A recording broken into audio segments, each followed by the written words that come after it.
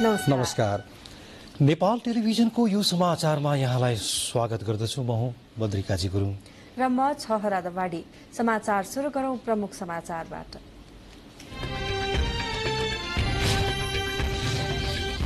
नक्कली भुटानी शरणार्थी प्रकरणमा 30 जना विरुद्ध मुद्दा दायर। ठगी, लिखत कृत्य, राज्य विरुद्ध र संगठित अपराध सहित 5 वटा कसुर भएको दावी। शरणार्थी प्रकरणको विस्तृत छानबिन गरी अनुसन्धान चाँडै निष्कर्षमा पुर्याउन सांसदहरूको माग। प्रतिनिधि सभा बैठकमा नीति तथा कार्यक्रममाथि आज पनि छलफल। अल्पसंख्यक सीमान्तकृत समुदायको पहिचान र अधिकारका लागि सरकार दृढ रहेको प्रधानमन्त्रीको भनाई। सामाजिक र राजनैतिक परिवर्तनमा खेलेको भूमिकाको प्रशंसा। देशमा गणतन्त्र स्थापना भएको 15 वर्ष पूरा हुँदै गणतन्त्र कालमा देशमा आर्थिक सामाजिक रूपान्तरणका साथै पूर्वाधार विकासमा उल्लेखनीय उपलब्धि हासिल। चीन अमेरिका द्विपक्षीय सम्बन्धलाई पुनः सही बाटोमा ल्याइनुपर्ने अमेरिकाका लागि चीनका नवनियुक्त राजदूतको भनाई। मतभिन्नता कम गर्दै सहयोग प्रवर्धन गर्न आग्रह। र एनएससी कावा अन्तर्राष्ट्रिय महिला भलिबलको तेस्रो खेलमा नेपाल भारतसँग 3-1 को सेटमा पराजित। सेमी फाइनलमा नेपालले शुक्रबार काजाकिस्तानसँग खेल्ने।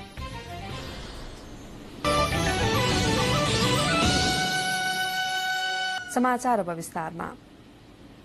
नक्कली भुटानी शरणार्थी प्रकरणमा 30 जना विरुद्ध मुद्दा दर्ता भएको छ। प्रहरीले पक्राउ गरेका 16 जना प्रतिवादी र फरार रहेका 14 जना विरुद्ध काठमाडौँ जिल्ला अदालतमा आज मुद्दा दर्ता गरिएको हो।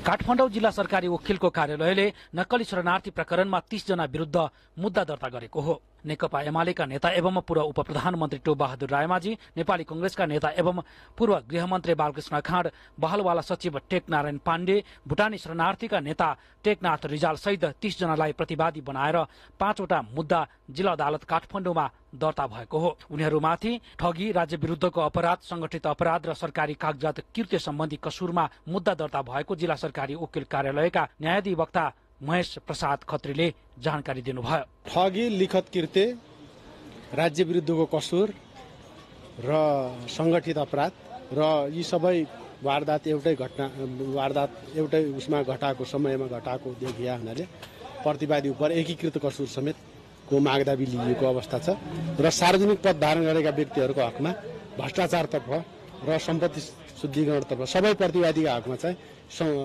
निजहरूको सम्पत्ति छानबिन हुनका लागि सम्पत्ति शुद्धिकरणतर्फ पठाउने गरी निर्णय भएको अवस्था छ।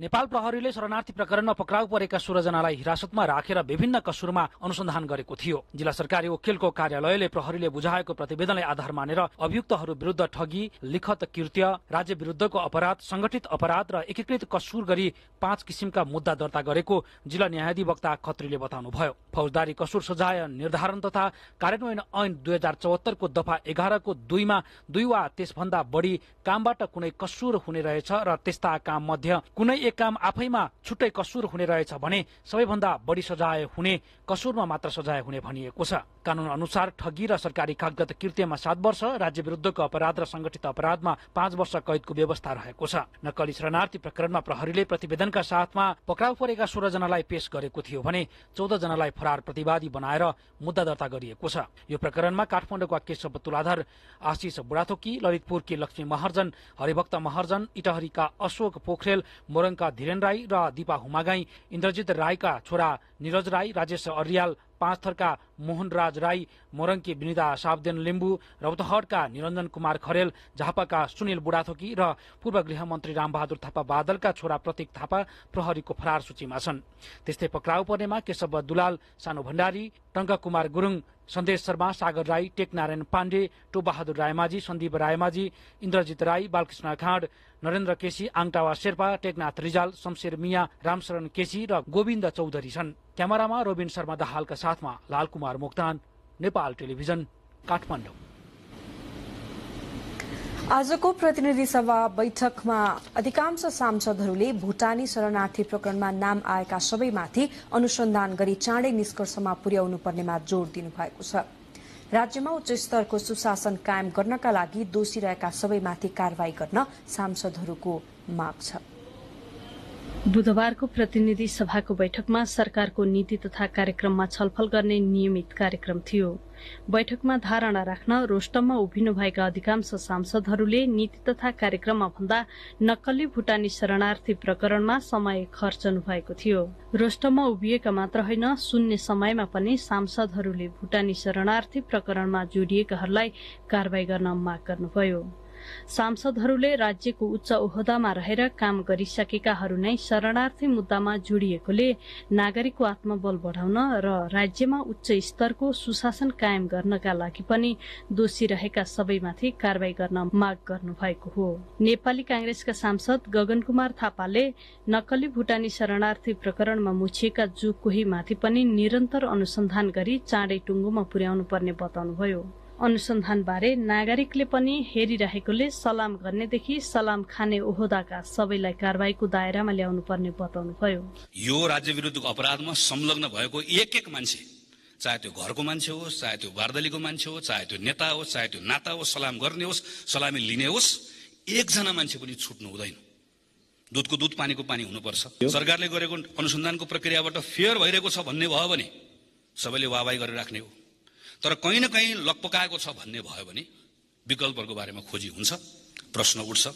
म यसतर्फ पनि मान्य सम्मानित सभामुख महोदय मार्फत सरकारको ध्यान आकर्षण गरौँ।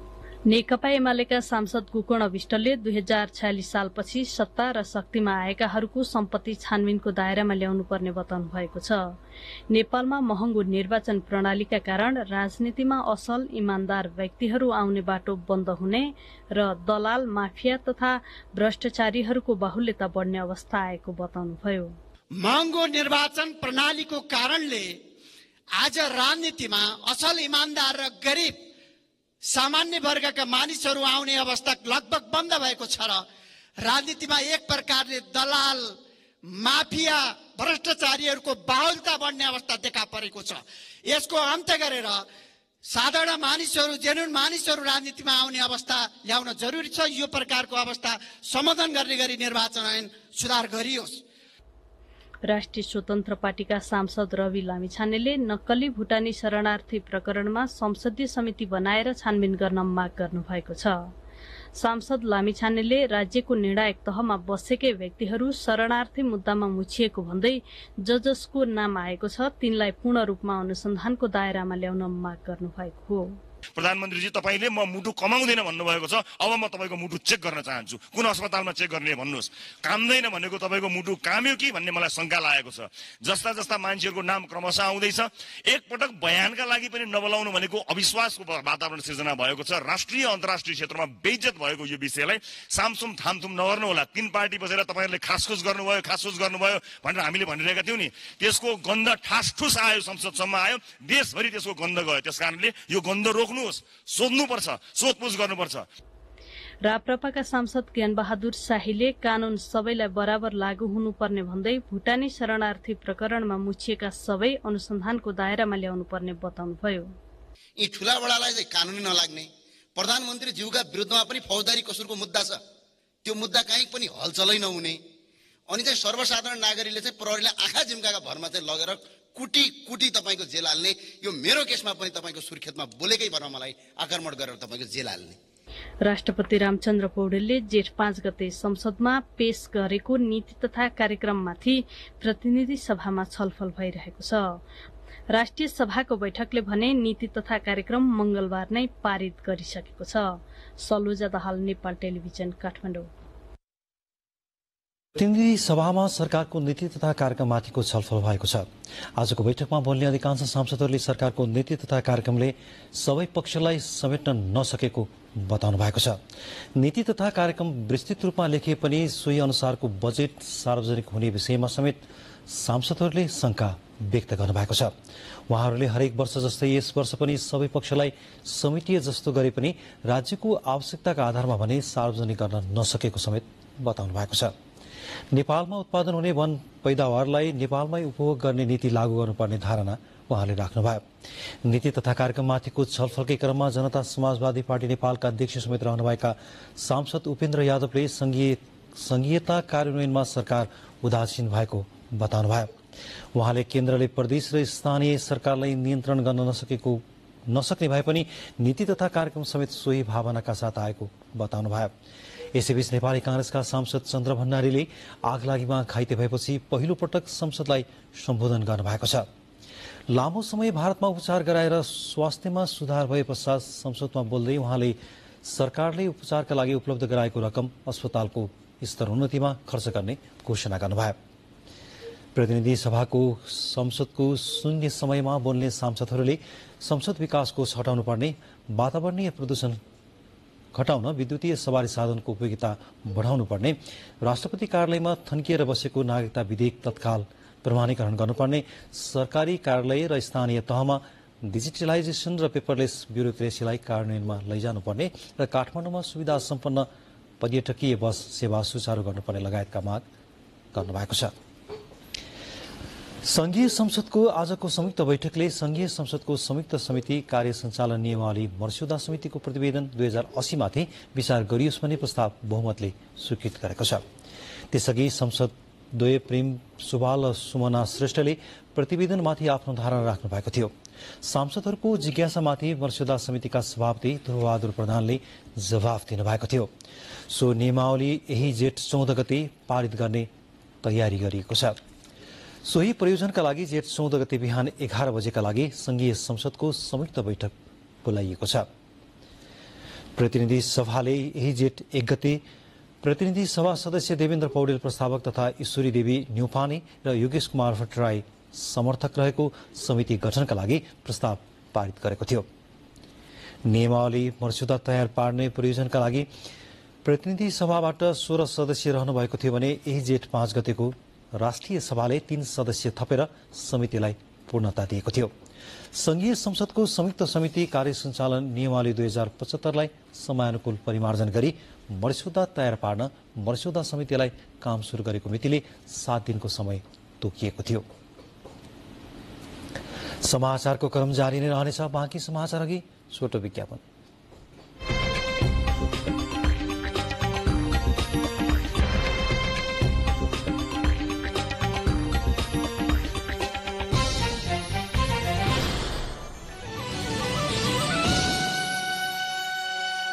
बाँकी समाचारमा फेरि स्वागत छ।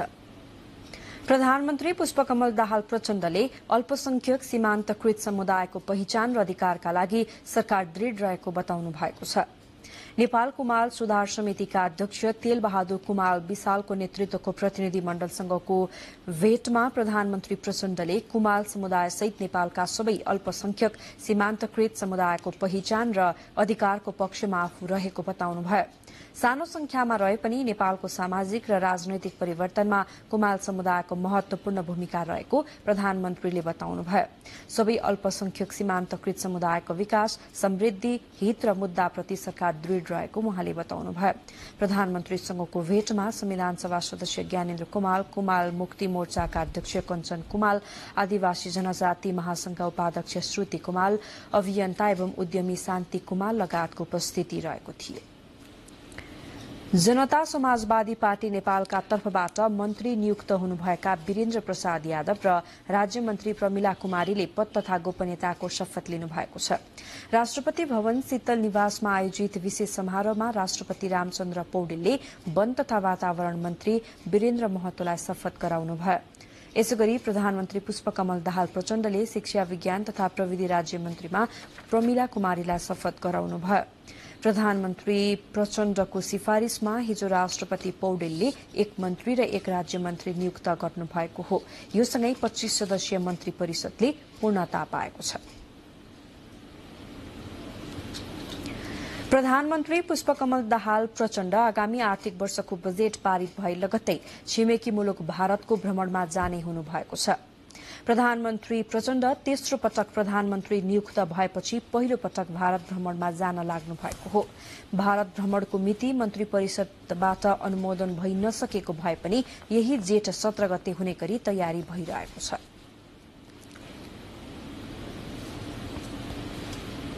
यो मार्चको अन्तिममा भ्रमण हुन्छ, डेट फिक्स भइसक्यो, 7 दिन नगरेको मात्रै हो। मलाई लाग्छ भारतसँगको सम्बन्धलाई सहजीकरण गर्ने मुख्य कुरो हो होइन। चीन र भारत हाम्रा छिमेकीहरू हुन्, ठुला अर्थतन्त्र पनि हुन् होइन ऐतिहासिक कालदेखि होइन उनीहरूको भूमिका नेपालको सकारात्मक नकारात्मक सबै घटनाक्रममा जोडिँदै आएको छ। त्यसैले उनीहरूसँगको सम्बन्धलाई सहजीकरण गर्ने अहिले चीनसँगको सम्बन्ध बिस्तारै सहजीकरण हुँदैछ। अहिले तातोपानी नाकानी खोल्यो होइन, अब अहिले स्वयं कन्टेनर दिनदिनै भित्रिरहेका छन्। यताबाट निर्यात पनि उल्लेख्य वृद्धि भइरहेको छ। भारतसँग पनि हामीले चाहिँ के सम्बन्ध सहजीकरण गर्ने एउटा विश्वासको वातावरण बनाउने र नेपालका आर्थिक विकास होइन र सामाजिक परिवर्तन उसको सहयोगको अपेक्षासहित उहाँ चाहिँ भ्रमणमा जान खोज्नु भएको। भारत भ्रमणका बेला मुख्य गरी नेपाल र भारत बीचको कूटनैतिक सम्बन्ध सुधारका साथै दुई देशको हितका विषयमा केन्द्रित हुने प्रधानमन्त्रीको सचिवालयले जनाएको छ। यसका साथै भारत बीच दीर्घकालीन विद्युत व्यापार सम्झौता, थप विद्युत व्यापार अनुमति, बंगलादेशसँग विद्युत व्यापारको सहजीकरण, अन्तर्राष्ट्रिय हवाई मार्गको अनुमति लगायतका विषयहरूलाई प्राथमिकतामा राखिएको प्रधानमन्त्रीका राजनीतिक सल्लाहकार हरिबोल गजुरेलले जानकारी दिनुभयो। त्यसले दुईटा अन्तर्राष्ट्रिय एयरपोर्टहरू बनिसके तर सुचारू गर्नलाई केही कठिनाइहरू भएको छ। मलाई चाहिँ मेन कुरो त त्यही नै हुन्छ। त्यसपछि अब बङ्गलादेश विद्युत सम्झौताको विषयमा भारतको सहमति खोज्ने नै मुख्य हुन्छ। त्यसपछि नेपाल भारतको सम्बन्ध इपिजीको प्रतिवेदन लगायत सिमानाका विषयहरू चाहिँ यिनीहरूलाई कसरी हल गर्ने होइन एउटा छलफल त्यो दिशातिर पनि हुन्छ। यस्तै प्रधानमन्त्रीको भारत भ्रमणका क्रममा दुई देशको सीमाना, व्यापार लगायतका विषयमा पनि छलफल हुने बताइएको छ। नेपालमा गणतन्त्र स्थापना भएको 15 वर्ष पूरा हुँदैछ। 1.5 दशकको यस अवधिमा आर्थिक सामाजिक रूपान्तरणका साथै पूर्वाधार विकासमा देशले उल्लेखनीय उपलब्धि हासिल गरेको छ। सामाजिक न्याय, समावेशी समानुपातिक प्रतिनिधित्वसहित समृद्ध नेपाल निर्माणको यात्रामा संघीय लोकतान्त्रिक गणतन्त्र अग्रसर भइरहेको छ। गणतन्त्र स्थापनाको 15 वर्षलाई सरकारले आजदेखि सप्ताहव्यापी कार्यक्रमहरू आयोजना गरी विशेष रूपमा मनाउँदैछ। प्रस्तुत छ गणतन्त्र विशेष।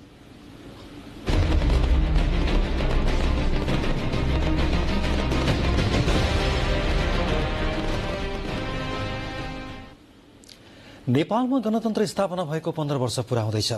1.5 दशकको यस अवधिमा आर्थिक सामाजिक रूपान्तरणका साथै पूर्वाधार विकासमा देशले उल्लेखनीय उपलब्धि हासिल गरेको छ। सामाजिक न्याय, समावेशी समानुपातिक प्रतिनिधित्वलाई मुलुकलाई एकात्मक शासन प्रणालीबाट संघीय प्रणालीमा रूपान्तरण गर्दै राज्य सत्ताको सर्वोच्च निकायमा जनताको पहुँच पुर्याउने लक्ष्यसहित गणतन्त्र घोषणा भएको हो। जनता सार्वभौम भएको यो ऐतिहासिक दिनको स्मरण सरकार र नागरिक तहबाट विशेष रूपमा हुँदै आएको छ।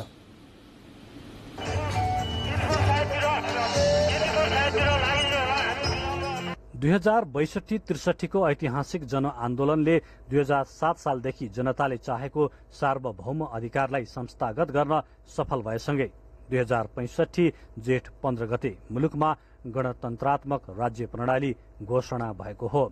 राज्य सञ्चालनमा विश्वकै नौलो प्रयोग गर्दै नेपालको अन्तरिम संविधान 2063 ले संघीय लोकतान्त्रिक गणतन्त्रात्मक व्यवस्थाको अनुसरण गर्यो। नेपालको अन्तरिम संविधान 2063 को धारा 159 बमोजिम गणतन्त्र कार्यान्वयन सम्बन्धी प्रस्ताव बहुमतले पारित गरी घोषणा गर्दछु।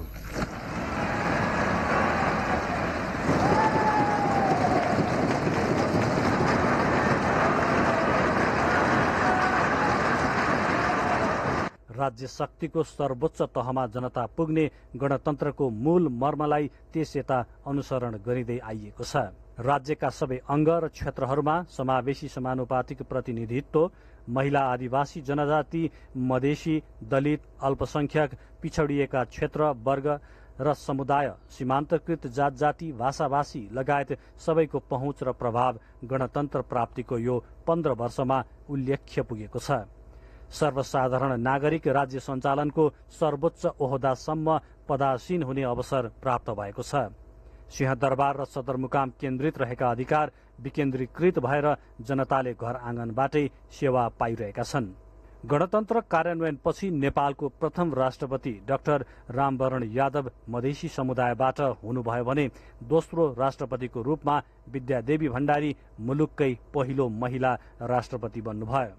यसै गरी प्रधान न्यायाधीशमा महिलाको नियुक्ति, संघीय कार्यपालिकादेखि स्थानीय तहमा समावेशिताको सुनिश्चितता, सरकारी निकाय र विभिन्न संवैधानिक अङ्गहरूमा विभिन्न क्षेत्र, समुदाय र वर्ग समेट्ने गरी समावेशी समानुपातिक उपस्थितिले गणतन्त्रको मर्मलाई सार्थक बनाउँदै लगेको छ। विभिन्न विचारलाई समान स्थान दिनु गणतन्त्रको अर्को सौन्दर्य हो। यसले विभिन्न अवसरहरूमा अभिव्यक्त हुँदै आएका आवाज र अभिमतहरूलाई समान मञ्च प्रदान गरेको छ। एउटा सामन्ती युगको अन्त्य गर्दै गणतन्त्रको जग स्थापना भएको 1.5 दशकको यो अवधिमा आर्थिक सामाजिक रूपान्तरणका साथै पूर्वाधार विकासमा मुलुकले चर्चा गर्न योग्य कोल्टो फेरेको छ। नागरिक तहमा राजनीतिक र बौद्धिक चेतनाको स्तर बढेको छ भने आर्थिक रूपमा समुन्नत हुँदै नेपाल विकासशील राष्ट्रको सूचीमा स्तरोन्नति हुने क्रममा छ। शिक्षा, स्वास्थ्य, सामाजिक सुरक्षामा वृद्धि र नीति निर्माणमा समानुपातिक समावेशिताको प्रयोगलाई थप महत्त्वपूर्ण उपलब्धि मान्न सकिन्छ। गणतन्त्रपछि प्राप्त उपलब्धिको रक्षा र संस्थागत विकासमा देखिएका चुनौतीहरूलाई क्रमशः सम्बोधन गर्दै नागरिकको चाहना अनुरूप आर्थिक सामाजिक विकासको स्पष्ट मार्गचित्रमा अघि बढ्नुपर्ने आवश्यकता अझै टड्कारो देखिएको छ। कानूनहरूको प्रभावकारी कार्यान्वयन, संघीय प्रणालीले दिने आधारभूत सेवा सुविधा लगायतमा पछिल्ला वर्षहरूमा उठिरहेका प्रश्नहरूलाई आत्मसात गरे मात्र संघीय लोकतान्त्रिक गणतन्त्र अझ सुदृढ र संस्थागत हुने पक्का छ। सुरेन्द्र पौडेल, नेपाल टेलिभिजन समाचार, काठमाडौँ। नेपालमा राजतन्त्रको अन्त्य हुँदै गणतन्त्र स्थापनाको 15 वर्ष पुग्न लागेको छ। गणतन्त्र स्थापनाको 15 वर्षको अवधिमा मुलुकको आर्थिक अवस्था सुधार आए पनि विकासको गति सुस्त रहेको अर्थविदहरूको ठम्मै छ। नेपालमा गणतन्त्र स्थापनाको 15औं वर्षलाई विश्लेषण गर्दा आर्थिक अवस्थामा सुधार आए पनि गति लिन नसकेको अर्थविदहरूको भनाइ छ। गणतन्त्र स्थापनादेखि हालको मुलुकको आर्थिक अवस्थाले फड्को मारेको तर विकासको गति सुस्त रहेको उनीहरूको विश्लेषण छ। यो 15 वर्षको अवधिमा बाह्य क्षेत्र, जीडीपी, औद्योगिक क्षेत्र, पूर्वाधार निर्माण, शैक्षिक तथा सामाजिक क्षेत्रमा सुधार आएको तर जुन गतिमा यी अवस्थाहरू अगाडि बढ्नुपर्ने हो त्यो भने नबढेको भनाइ अर्थविदको छ। अहिलेको आर्थिक अवस्थालाई सुधार ल्याउन तीव्र गतिमा पूर्वाधार विकास, आन्तरिक उत्पादनमा वृद्धि, परिणाममुखी लगानीमा विशेष जोड दिन पर्ने धारणा अर्थविद रमेश पौडेलको छ। गएको 15 होइन त्यसै वर्ष पछिको बजेट र नीति तथा कार्यक्रमलाई हेर्नुभयो भने पनि योजनाहरू राम्रो बन्ने, निकै एक्सर्साइज गरेर बजेट पनि पार्ने, तर त्यसलाई कार्यान्वयनको पक्षमा सबै पक्षबाट ध्यान नपुगेको जस्तो देखिन्छ। जहिले पनि बजेटको बारेमा हुने एउटा ठुलो कमेन्ट चाहिँ के हो भन्दाखेरि आशंका चाहिँ यो घोषणा त भयो तर कार्यान्वयन हुन्छ कि हुँदैन भन्ने नै हो। त्यसले गर्दा हामीले सुधार्नुपर्ने पाटो चाहिँ यो छ कि कार्यान्वयनलाई कसरी गर्ने, बनाएका नीतिहरूलाई हुबहु कसरी लागू गर्ने, त्यो कुरामा हामी जानुपर्ने जरुरी छ एउटा। दोस्रो चाहिँ त्यसैको शिकार चाहिँ हामीले निर्धारण गरेका आयोजनाहरू पनि भएका छन्। नेपालीको प्रति व्यक्ति आय $1300 पुग्नुलाई सकारात्मक रूपमा लिन सकिने भनाइ उहाँको छ। यद्यपि नेपालसँगै आर्थिक अवस्थाले समान रूपले अगाडि बढेका छिमेकी मुलुकहरूले तीव्र गतिले आर्थिक अवस्थामा सुधार ल्याएका छन् भने नेपाल त्यसमा भने चुकेको उहाँको भनाइ छ। क्यामेरामा ध्रुव थापाका साथ पवन वर्षा शाह, नेपाल टेलिभिजन, काठमाडौँ। समाचारको क्रम जारी नै रहनेछ। बाँकी समाचार अघि छोटो विज्ञापन।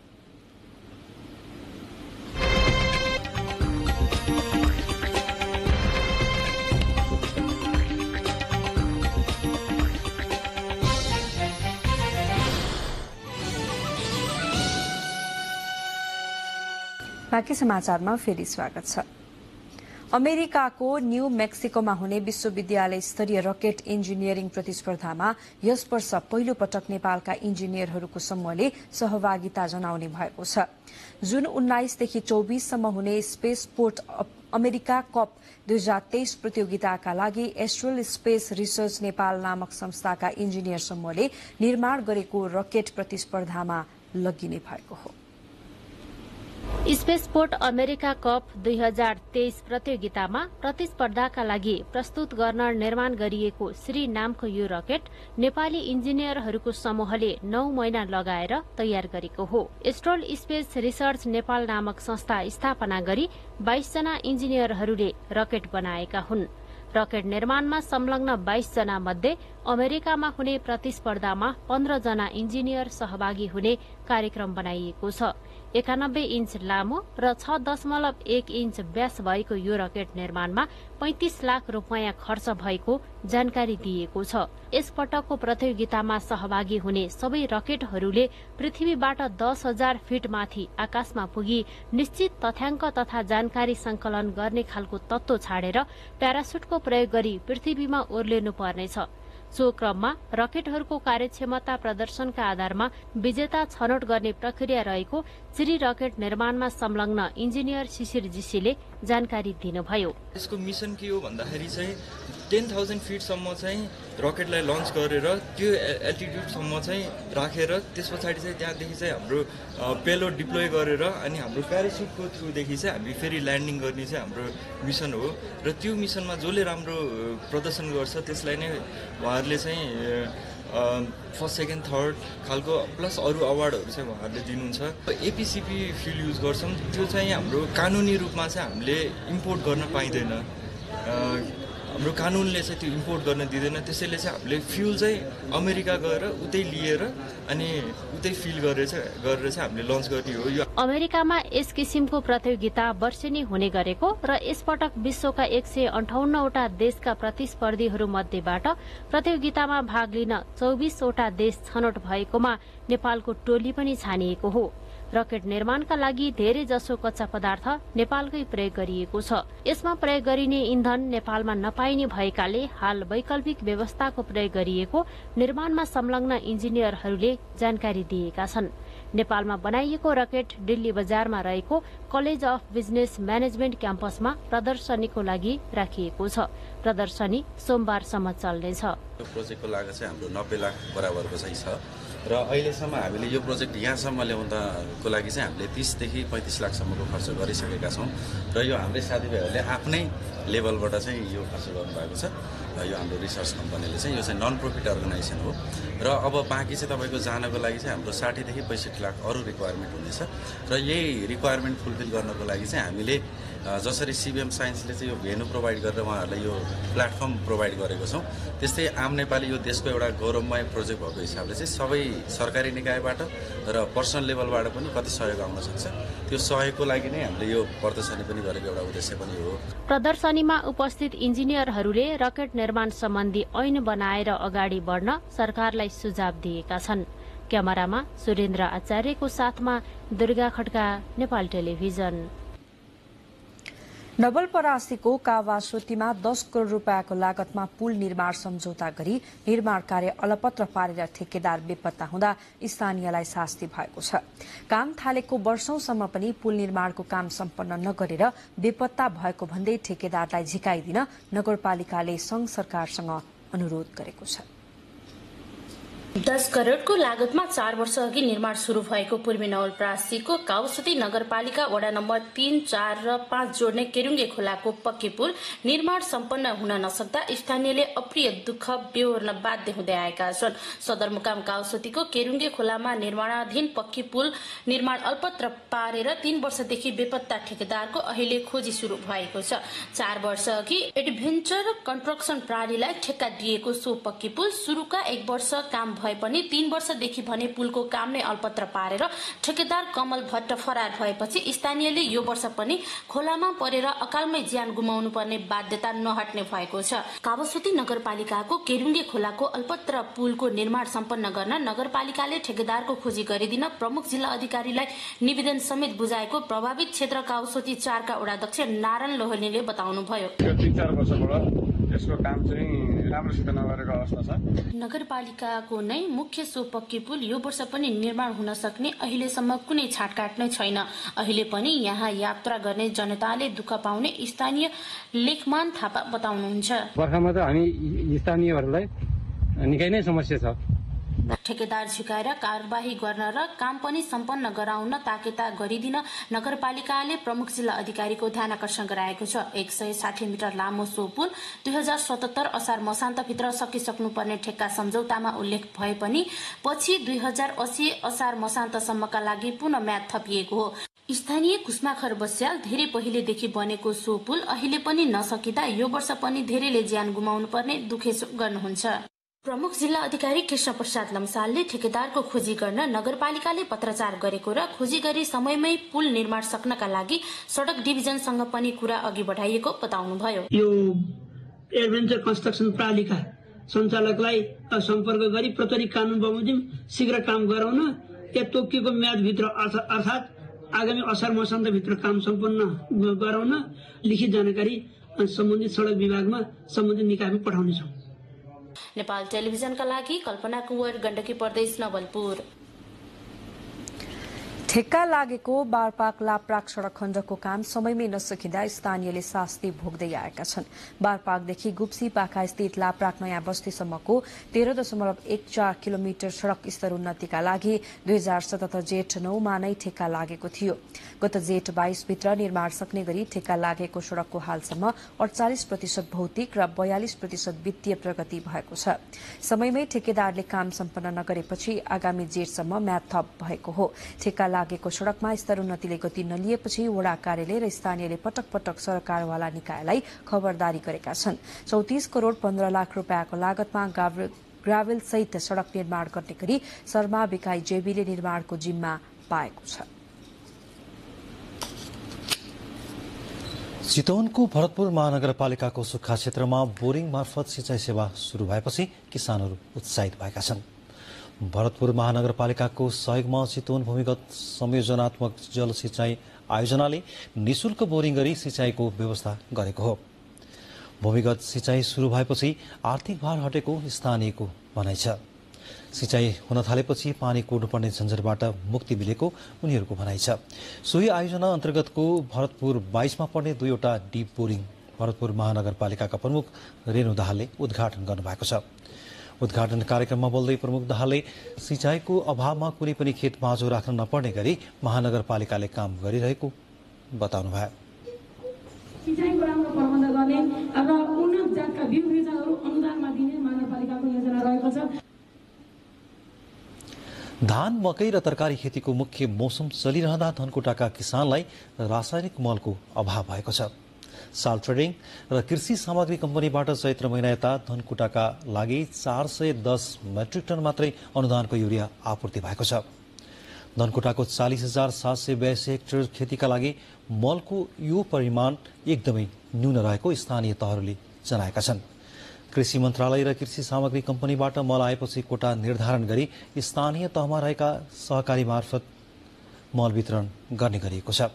स्थानीय तहको सिफारिसमा मल वितरण गरिएको तर माग अनुसारको मल उपलब्ध गराउन सक्ने अवस्था नभएको कृषि ज्ञान केन्द्र धनकुटाका प्रमुख नगेन्द्र बहादुर राणाले जानकारी दिनुभयो। समाचारको क्रम जारी नै रहनेछ। त्यसअघि प्रमुख समाचार फेरि एकपटक।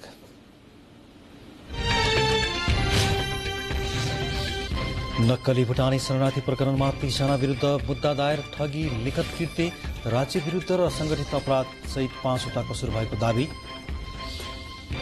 शरणार्थी प्रकरणको विस्तृत छानबिन गरी अनुसन्धान चाँडै निष्कर्षमा पुर्याउन सांसदहरूको माग। प्रतिनिधि सभा बैठकमा नीति तथा कार्यक्रममाथि आज पनि छलफल जारी। अल्पसंख्यक सीमान्तकृत समुदायको पहिचान र अधिकारका लागि सरकार दृढ रहेको प्रधानमन्त्रीको भनाई। सामाजिक र राजनीतिक परिवर्तनमा खेलेको भूमिकाको प्रशंसा। देशमा गणतन्त्र स्थापना भएको 15 वर्ष पूरा हुँदै आर्थिक सामाजिक रूपान्तरणमा महत्वपूर्ण उपलब्धि, गणतन्त्र विशेष 1 हप्ता मनाउने सरकारको निर्णय।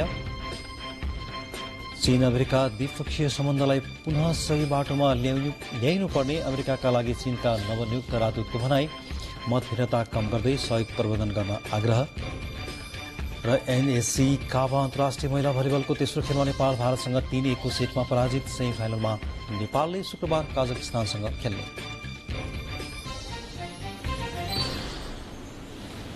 परराष्ट्र मन्त्री एनपी साउदले छिमेकी मुलुकहरूसँग सार्वभौमिक समानता, पारस्परिक लाभ र सम्मानका आधारमा सम्बन्ध विस्तार गर्नुपर्ने बताउनु भएको छ। नेपाल परराष्ट्र दिवसको अवसरमा आयोजित कार्यक्रममा परराष्ट्र मन्त्री साउदले कतिपय आन्तरिक मामलाका संवेदनशील विषयलाई ध्यानमा राखेर मुलुकको स्वार्थ अनुकूल छिमेकी राष्ट्रसँग सम्बन्ध विस्तार गर्नुपर्नेमा जोड़ दिनुभयो।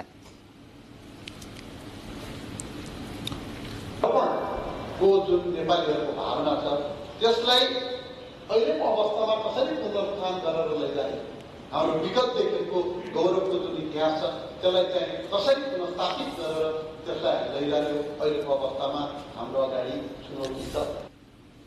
कार्यक्रममा परराष्ट्र सचिव भरतराज पौड्यालले अन्तर्राष्ट्रिय तथा क्षेत्रीय मञ्चमा नेपालको पहिचान र प्रतिनिधित्व अभिवृद्धि गरी राष्ट्रिय हितको प्रवर्धन गर्नु परराष्ट्र नीतिको दायित्व रहेको बताउनुभयो। कार्यक्रममा मुख्य सचिव शंकरदास बैरागीले राष्ट्रिय हित संरक्षणका लागि परराष्ट्रका कर्मचारीहरूको क्षमता अभिवृद्धिमा जोड़ दिनुपर्ने उल्लेख गर्नुभयो। दिवसको अवसर पारेर परराष्ट्र मन्त्रालयले अग्रजहरूको सम्मान समेत गरेको छ। 1 घण्टाको पैदल यात्रा गरेर खानेपानीको जोहो गर्ने बैतडीको पञ्चेश्वर स्थित धामधुरीका स्थानीयले अहिले घरकै धाराको पानी उपभोग गरिरहेका छन्। गाउँमा सौर्य ऊर्जाबाट लिफ्टिङ मार्फत पानी पुगेपछि स्थानीयवासीको दैनिकी फेरिएको छ। निद्रा पूरा नगरी राति 3 बजे नै उठेर पानीको जोहो गर्ने जिम्मेवारी सम्हालेकी धमकुडीकी जानकी धामीको दैनिकी आज भोलि भने फेरिएको हो। गाउँमा सोलर लिफ्टिङ मार्फत खानेपानी पुगेपछि जानकी मात्रै होइन यहाँका अन्य महिलाहरूको दैनिकी समेत फेरिएको छ। रात 3 बजे बैठे 4 बजे हम सिन्थेन अचाल हम 6 बजेसम्म सिन्न। सुदूरपश्चिम प्रदेश सरकार अन्तर्गत रहेको खानेपानी तथा सरसफाई डिभिजन कार्यालय मार्फत बनाइएको सोलर लिफ्टिङ खानेपानी योजनाले धामकुडीका 35 घरमा खानेपानीको पहुँच पुगेको छ। अहिले लगभग 30 देखि 35 परिवारले नियमित रूपमा लाभ लिइरहेका छन् यो खानेपानीबाट। यस्तै धामकुडी नजिकको सल्लेपातल गाउँमा सञ्चालित सोलर लिफ्टिङ खानेपानी योजनाबाट 80 घरमा धारा बन्ने क्रममा छन्।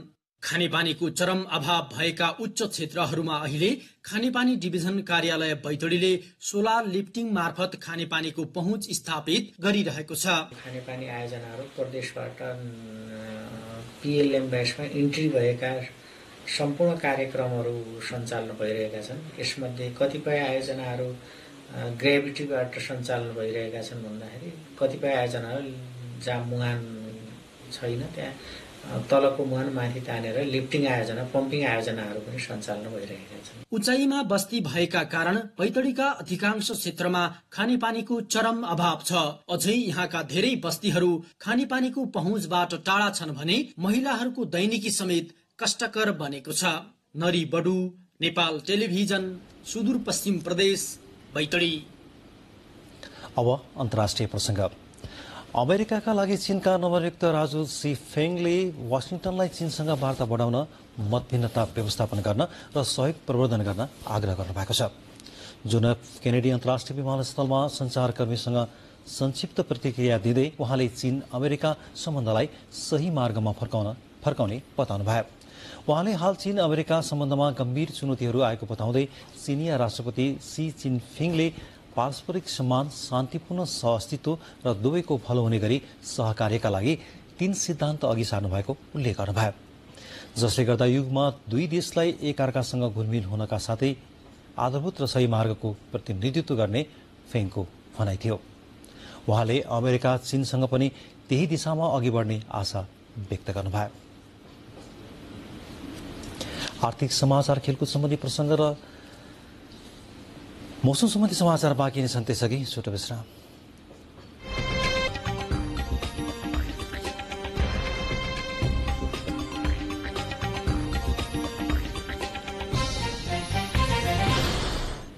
अब आर्थिक समाचार।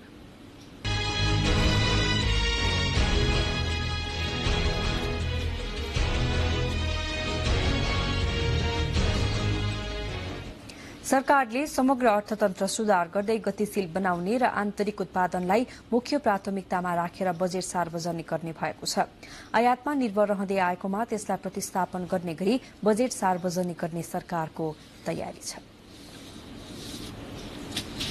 सरकारले बुधबारदेखि सर्वसाधारणका लागि अर्थ मन्त्रालयमा प्रवेश निषेध गरेको छ। बजेट लेखनको कार्य अन्तिम चरणमा रहेकाले सर्वसाधारणलाई मन्त्रालयमा छिर्न नदिए पनि मन्त्रालयको मूल ढोकामा भने सर्वसाधारणको भीड़ लागेको छ। बजेट निर्माण गर्ने जिम्मा पाएको टोलीले बजेटको मस्यौदा तयार गरिसकेको छ।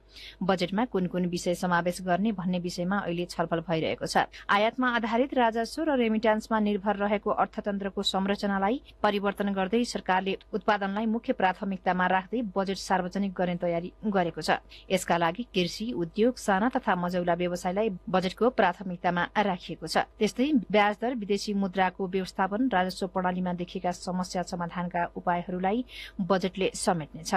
देशको लगभग अधिकांश स्थानमा सड़क तथा बाटोघाटो पुगेको तर स्थानीय उत्पादनले बजार पाउन नसकेको भन्दै यसतर्फ पनि बजेटले सम्बोधन गर्न सक्ने बताइएको छ। त्यस्तै आन्तरिक करका दायराहरू फराकिलो बनाइने, नेपाली पुँजीलाई विदेशमा पनि लगानी गर्न पाइने लगायत बजेटको प्राथमिकतामा परेका छन्। त्यस्तै अहिले बजेट लेखिरहेको टोलीले वित्त नीति र मौद्रिक नीतिमा सामञ्जस्यता मिलाउन काम भइरहेको समेत बताएको छ। हामी बजेट प्रणालीमा देखिएका समस्याहरू, राजस्व प्रणाली देखिएका समस्याहरूलाई कसरी समाधान गर्न सकिन्छ भन्ने कुरा र गति दिन सकिन्छ भन्ने हिसाबमा ओभरअलमा संकुचनमा देखिएको अथवा शिथिल देखिएको अर्थतन्त्रलाई कसरी पुनः गतिशील बनाउने, कसरी विस्तार गर्ने भन्ने हिसाबमा आगामी वर्षको बजेट तर्जुमा हुन्छ।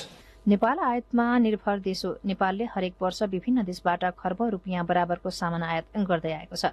नेपाल राष्ट्र ब्याङ्कको तथ्याङ्क अनुसार चालू आर्थिक वर्षको 9 महिनामा कुल व्यापार घाटा झण्डै 11 खर्ब रुपियाँ रहेको छ। यद्यपि आयातमा गरिएको कडाईका कारण व्यापार घाटा भने 17% कमी आएको छ। एकातिर आयात बढ़िरहने र अर्कातिर विश्व आर्थिक मन्दीका कारण आयातलाई प्रतिस्थापन गर्नुको विकल्प नभएको अर्थ मन्त्रालयले जनाएको छ। क्यामेरामा प्रधम्न मिश्रका साथमा कमला अरियाल, नेपाल टेलिभिजन, काठमाडौँ।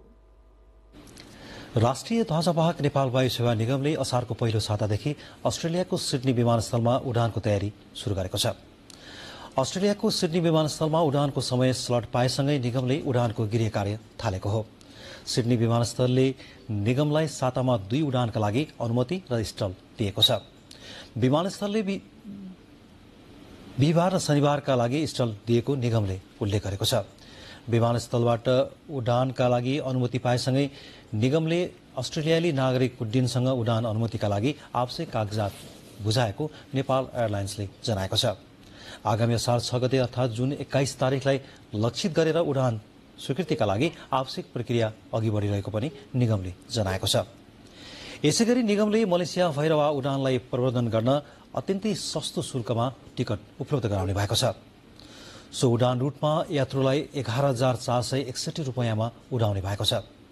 यही जेठ 29 गतेदेखि निगमले भैरवा स्थित गौतम बुद्ध अन्तर्राष्ट्रिय विमानस्थलबाट मलेसिया नियमित उडान शुरू गर्दैछ।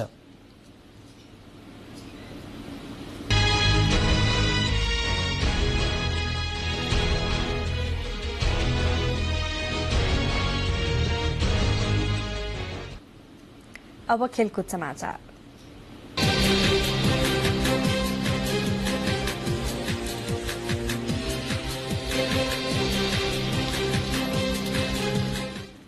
एनएससी काभा अन्तर्राष्ट्रिय महिला भलिबल प्रतियोगिताको तेस्रो खेलमा आयोजक नेपाल भारतसँग 3-1 को सेटमा पराजित भएको छ। राष्ट्रिय खेलकुद परिषद राखेपको कवर्ड हलमा भएको खेलमा नेपाल भारतसँग पराजित भएको हो। यो जितपछि भारत समूह विजेताको रूपमा अन्तिम 4मा पुगेको छ। भारतले पहिलो सेट 25-12 र दोस्रो सेट 26-24 ले जितेको थियो। तेस्रो सेट भने नेपालले 25-21 ले आफ्नो पक्षमा पार्यो, तर चौथो सेटमा भारतले 25-21 अंक बनाउँदै विजयी भयो। तर भारतसँग हारे पनि यसअघि 2 खेल जितिसकेकाले नेपाल समूह ए बाट उपविजेताको रूपमा सेमी फाइनल चरणमा पुगिसकेको छ। नेपालले पहिलो खेलमा किर्गिस्तान र दोस्रो खेलमा बंगलादेशलाई हराएको थियो। अब नेपालले फाइनल प्रवेशका लागि समूह बी को विजेता काजाकिस्तानसँग शुक्रबार प्रतिस्पर्धा गर्नेछ। आजै भएको अर्को खेलमा काजाकिस्तानले समूह विजेता बन्ने क्रममा उज्बेकिस्तानलाई 3-1 सेटले हराएको हो। जारी प्रतियोगितामा 8 टोलीको सहभागिता रहेको छ। प्रतियोगितामा Nepal, Bangladesh, Maldives, Bharat, Sri Lanka, Kyrgyzstan, Uzbekistan र काजाकिस्तानले खेलिरहेका छन्।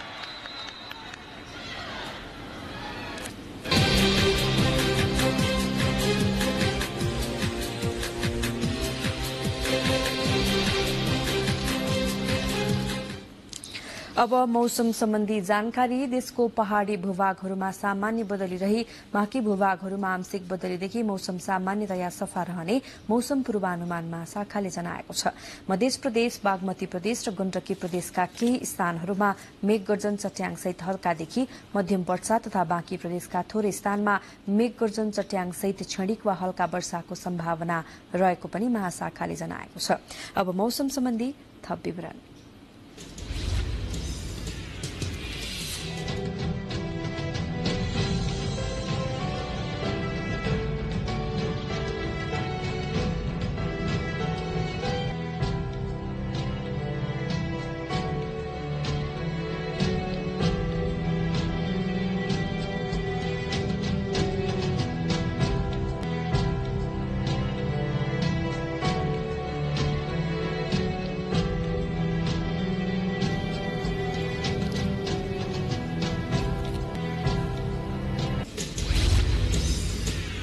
बुलेटिनको अन्त्यमा प्रमुख समाचार फेरि एकपटक।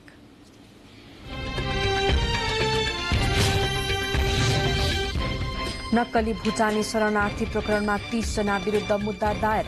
ठगी, लिखत कृत्य, राज्य विरूद्ध र संगठित अपराध सहित 5 वटा कसुर भएको दावी। शरणार्थी प्रकरणको विस्तृत छानबिन गरी अनुसन्धान चाँडै निष्कर्षमा पुर्याउन सांसदहरूको माग। प्रतिनिधि सभा बैठकमा नीति तथा कार्यक्रममाथि आज पनि छलफल। अल्पसंख्यक सीमान्तकृत समुदायको पहिचान र अधिकारका लागि सरकार दृढ रहेको प्रधानमन्त्रीको भनाई। सामाजिक र राजनैतिक परिवर्तनमा खेलेको भूमिकाको प्रशंसा। देशमा गणतन्त्र स्थापना भएको 15 वर्ष पूरा हुँदै आर्थिक सामाजिक रूपान्तरणमा महत्वपूर्ण उपलब्धि। गणतन्त्र विशेष 1 हप्ता मनाउने सरकारको निर्णय। चीन अमेरिका द्विपक्षीय सम्बन्धलाई पुनः सही बाटोमा ल्याइनुपर्ने अमेरिकाका लागि चीनका नवनियुक्त राजदूतको भनाई। मतभिन्नता कम गर्दै सहयोग प्रवर्धन गर्न आग्रह। र एमएससी काभा अन्तर्राष्ट्रिय महिला भलिबलको तेस्रो खेलमा नेपाल भारतसँग 3-1 को सेटमा पराजित। सेमी फाइनलमा नेपालले शुक्रबार काजाकिस्तानसँग खेल। हवस् त अहिलेलाई समाचारको सिलसिला यति नै। नेपाल टेलिभिजन हेर्दै गर्नुहोला। नमस्कार।